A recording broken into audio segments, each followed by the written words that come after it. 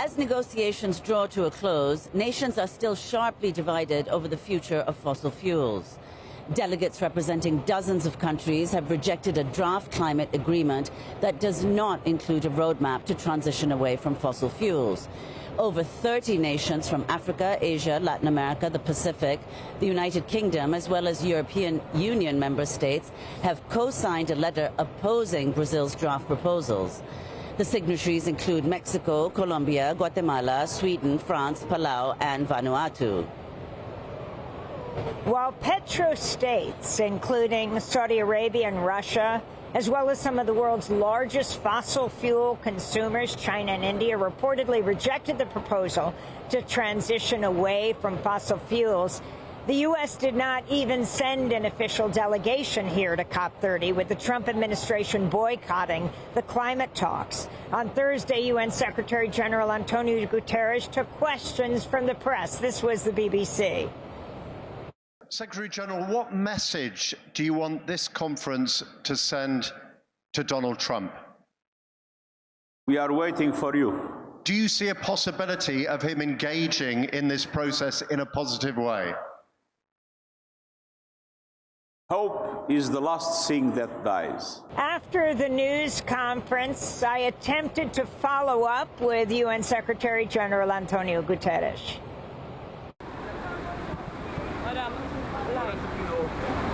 Secretary General, what message do you think Trump's not sending a high-level delegation? I'm Amy Goodman from Democracy Now! What do you think about this innovative strategy by the presidency of two packages? Can you respond to the huge fossil fuel delegation that's here, over 1,600 lobbyists? Should the U.S. ban the fossil fuel lobbyists? Thank you very much. Thank you. Soon after UN Secretary General's news conference on Thursday, COP30 negotiations were abruptly disrupted when a large fire broke out here at the conference site, shutting down the venue for hours into the night. About 30,000 people were evacuated, 13 people treated for smoke inhalation. The fire is a metaphor for the state of the negotiations and the planet, as the UN warns nations have made very little progress in the fight against climate change, putting the world on track toward dangerous global warming as greenhouse gas emissions remain too high. A recent annual emissions gas gap report suggested countries will not be able to prevent global warming from surpassing 1.5 degrees Celsius, which is the main goal of the Paris Agreement that was brokered a decade ago. Experts have said warming is likely to reach between 2.3 and 2.5 degrees Celsius, with the possibility of even higher temperatures if countries don't fulfill their current climate pledges. For more, we're joined by Climate Minister Ralph Regenvanu from the Pacific island nation of Vanuatu, one of the dissenting countries. Minister, we welcome you back to Democracy Now! We spoke to you when you were at The Hague just a few months ago.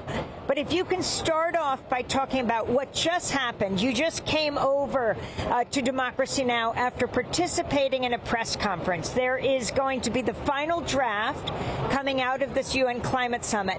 But then there's also the Belen Declaration. Explain both. So earlier this morning we were informed by the presidency that there are about 80 countries who have put a red line on any mention of fossil fuels in the outcome from this meeting, this UNFCCC process, this COP. Any mention is a red line for them. But I just came from a press conference where over 80 countries announced they will be meeting in Colombia next year in April for the first ever conference of state parties on developing a roadmap to transition away from fossil fuels. So this is a voluntary initiative outside of the UNFCCC process, which Colombia's Minister of Environment announced. And as I said, we were joined by over 80 countries, and this is something we want to do in response to the lack of a roadmap coming out of Belém. We were expecting based on President Lula's statement at the beginning of the COP, that there would be a roadmap. We were expecting that roadmap to come out, but it seems like it's not going to. But at least we have this other process that is now underway. What happened? We had over 80 states, we were informed by the presidency, who basically said we will not entertain any mention of fossil fuels in the outcome statement from the Belém COP. And I find that astounding, considering that we all know that fossil fuels contribute to 86% of emissions that are causing climate harm, that is endangering the future of our islands and all countries in the world. It's the future of humanity that's being endangered by fossil fuel production. We had the ICJ advisory opinion earlier this year clearly stating that all countries have a legal obligation to wind back fossil fuel production and take steps within their territories to transition away. We had the ICJ also said very clearly 1.5 degrees Celsius is the legal benchmark. And here at COP, we're seeing countries questioning and wanting to remove reference to 1.5. So it's really astounding the fact that we have scientific clarity. The IPCC has clearly given us all the guidelines we need. Now we have legal clarity from the world's highest court. And yet we don't see the political action coming from states who are members of the United Nations, members of the international order. And the fact that they are refusing to accept the best scientific evidence and legal obligations as defined by the world's highest court is quite astounding to countries that want to see real action. Well, Minister Regenvanu, if you could explain, what were the countries that were most opposed to coming up with this roadmap to transition away from fossil fuels? Well, clearly there's the Arab states led by Saudi Arabia. Saudi Arabia is the most vocal in blocking and obstructing any progress. We also have what they call the LMDC group, which is made up of high emitters as well from developing countries. We saw blockage also from the EU on adaptation finance, which is one of the big calls from the developing countries. We need more finance, as outlined in the Paris Agreement, for developing countries to be able to meet targets they set for themselves. So, but in terms of a fossil fuel roadmap, the big blockers were LMDC, Arab Group. And Minister, if you could say more about climate finance. You've said in the past that climate finance is not charity. It's a legal and moral obligation grounded in responsibility and capacity as affirmed by Article 9.1 of the Paris Agreement. Yes, I mean, the world has agreed in Paris that there is such a thing as climate finance from the developed high-emitting countries to be provided to the developing low-emitting countries to help them transition away. And what we're talking about is a just and orderly transition away from fossil fuels for countries that have fossil fuel already production, that they can move away from that. For countries that have not entered that pathway, they can also move out of that. So it's for everybody to participate. But certain countries don't have the finances we need, like Vanuatu. We are a very small country, just graduated from least developed country status. Our existing budgets are being halved by having to deal with climate crises, responding to extreme weather events. We need money to help us move. Explain, tell us about how climate change affects Vanuatu, the low-lying Pacific Island nations, the idea that some of these countries will disappear. Yes, we have countries like Tuvalu and Kiribati, for example. They are coral atoll countries. Those countries, their land does not go higher than 2 meters above sea level. So already they're losing. They've lost entire islands. And according to the scientific consensus, they will lose the entire countries in the next 100 years. So these are states that will be gone from the map.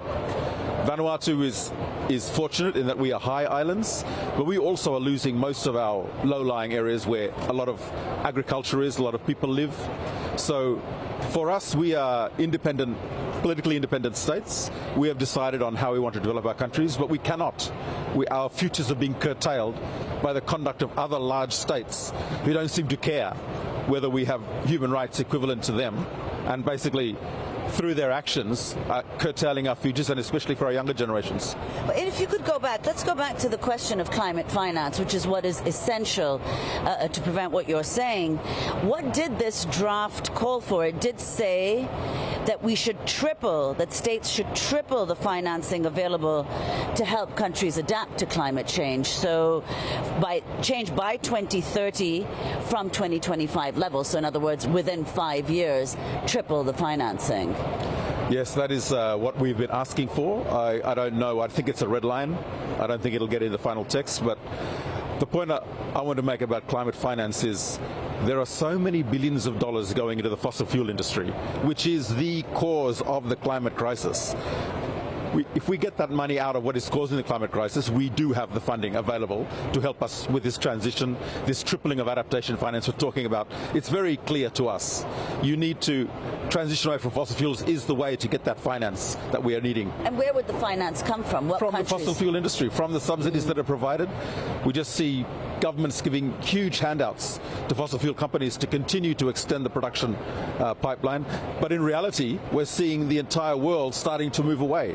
We are seeing the green energy revolution already in place. We are seeing many countries already getting more than half their energy needs from renewable energy. So this is happening.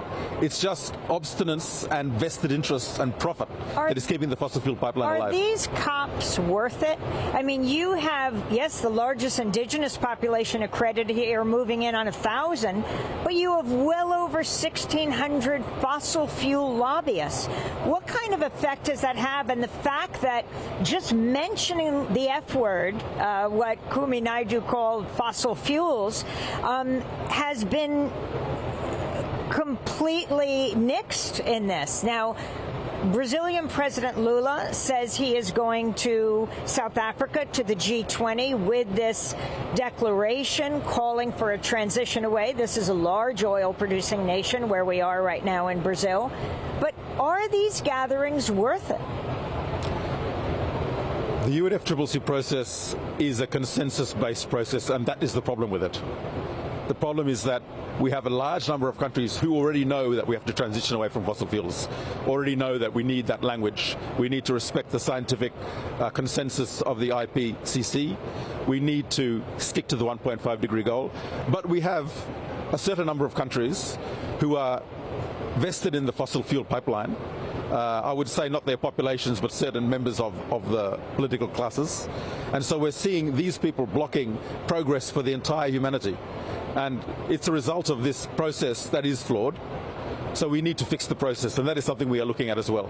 And could you talk about the fact that trade was also mentioned in the draft agreement, saying that in the next 3 climate summits, there will be a discussion of what is that, why is that significant? That's significant because it's one of the actual mechanisms that countries can hold against other countries to make them take climate action. So it's one of the few kind of binding measures we can use. If, for example, the EU says we won't accept products from countries that have a certain level of emissions, it is actually something that has the effect of a stick rather than just voluntary compliance. And so that's why it's so important, because we are lacking these sticks. Finally, we have just 30 seconds, but we last spoke to you at The Hague. If you can talk about the International Court of Justice and how climate intersects with human rights and the finding, the transitional, if you will, finding that took place this summer. This summer, the International Court of Justice handed down their advisory opinion, which basically said states have legal obligations to protect the climate system, which means they have legal obligations to transition away from fossil fuels. States have to control the activities of private actors within their jurisdiction that are contributing to greenhouse gas emissions, which means the fossil fuel companies, and that these obligations apply outside of the UNFCCC process. It's a creation of the entire corpus of international law, including the very foundations of the United Nations.